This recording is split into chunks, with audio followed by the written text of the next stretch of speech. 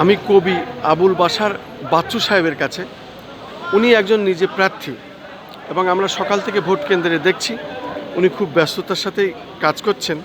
ওনার যারা কর্মী বাহিনী তারাও মোটামুটি আমরা দেখতে পাচ্ছি ভোট কেন্দ্রের ভিতরে। আমি কিন্তু আশপাশটা দেখানোর চেষ্টা করছি, পাশাপাশি ভোট কেন্দ্রের যে বিল্ডিংটা সেটা আমি দেখাচ্ছি, বাংলাদেশ গাড়ি চালক সমিতি।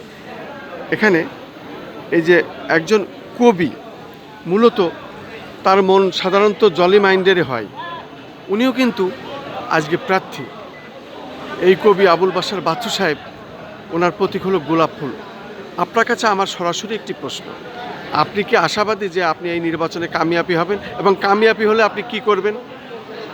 আমি 100% আশাবাদী। আমি আশা রাখি আমাদের গোলাপ ফুল প্যানেল পূর্ণ প্যানেলই জয়যুক্ত হবে, বিপুল ভোটে জয়যুক্ত হবে। এবং আমরা যদি ইনশাল্লাহ জয়যুক্ত হতে পারি তাহলে গাড়ি চালকদের স্বার্থে আমরা কাজ করে যাব।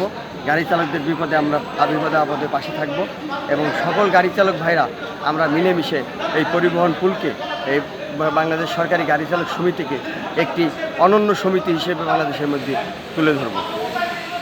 এখন পর্যন্ত ভোটের কোনো গ্যাদারিং গ্যাঞ্জাম বা কোনো অপ্রীতিকর কোনো ঘটনা ঘটছে কিনা? সেরকম কোনো এখানে সুস্থ মতোই চলতেছে।